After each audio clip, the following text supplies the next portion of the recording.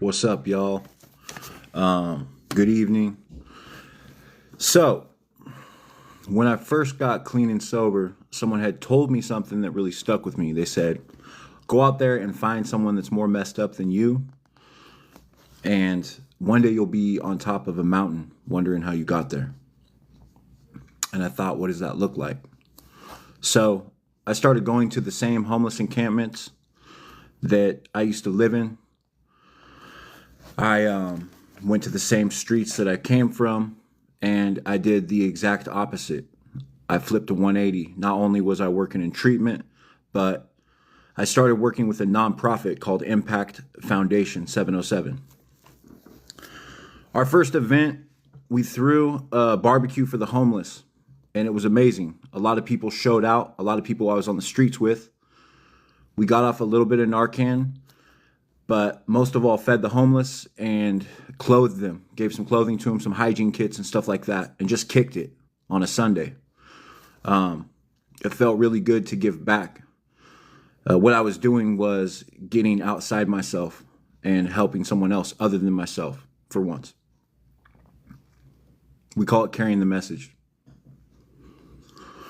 So the next event, we were going to make it bigger. We wanted to not only feed the homeless and hand out harm reduction and put food in their stomachs, but we also wanted to really carry the message. So, yeah, we can feed people and we can even give them some clothing and stuff like that, but then what? Then where do they go? So we had the idea to open up booths for the vets, for the veterans. We even had a COVID booth. We had DAC was there. So if someone wanted to get funding through veteran programs, we had a booth for that. If someone wanted to get clean, we had someone for that. We even had some homies come out and do haircuts for the homeless.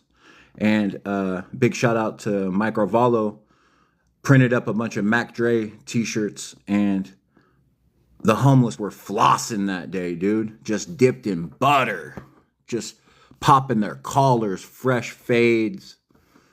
And the way we did it was you would go into the church and there would be a flow. You would get your backpack, you would get your hygiene, your clothing, you would get your Mac Dre t-shirts, you would get a haircut. When you would come out, you wouldn't just go back out to the streets. There'd be a booth there to hand you Narcan, fentanyl test strips. And if you want, you could sign up for treatment. If you want, you can get a COVID shot. At the time, COVID was running rampant. I got my opinions on that, but I won't go there. I'm trying to keep this page pretty unpolitical, but anyways.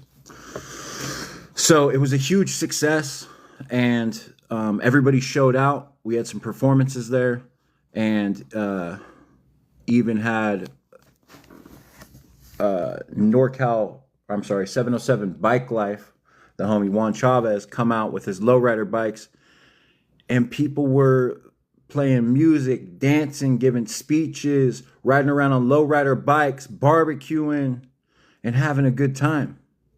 And it was really cool to see people in recovery going back to the same places they went to and being like, I'm no better than you. I'm still chilling like a Bond villain on penicillin with you right now, right here. So it was a success, and it felt really good to give back. It was the first thing I had been involved in. I was the promoter for that. So huge shout out to Brian Ambrose for making that happen. And a shout out to everybody on 707 Impact. It opened my eyes to what I wanted to do, which is start every 11 minutes, my own movement. And the seed had been planted after that event. I went home and I had never felt so content. My heart was full. My cup was full. And I knew now what I wanted to do besides work in treatment. So I went to sleep and I fell asleep instantly. And I started dreaming. I rarely remember my dreams. but I remember this one. I was in an all-white room. I was in an all-white chair, and it was just a feeling of peace and tranquility. Everything was white. Everything was pure and untouched. And I thought, this is it. This is the top of the mountain. This is where I want to be. I look out and I see a doorway. And it's just curious to me, why is that door there in this all white room?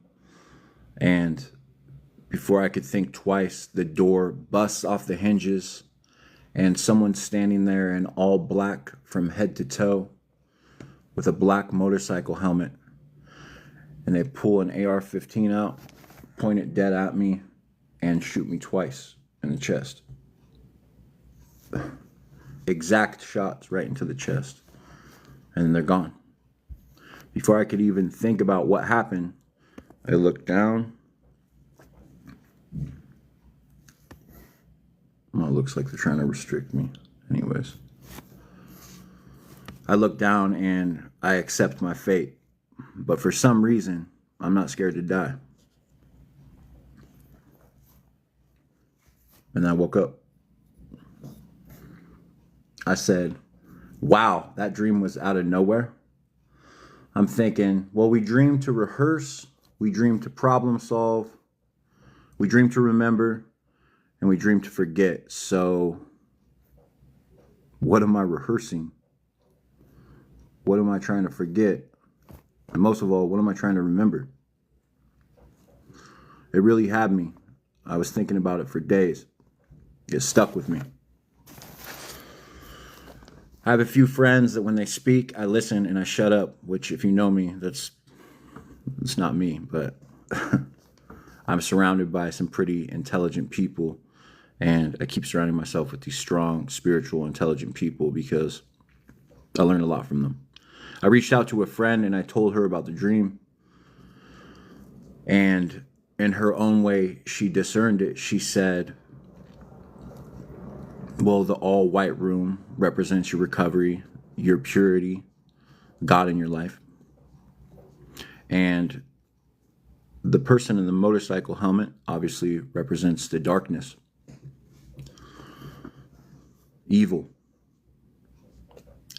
And I said, yeah, but why do you think the gun was so big?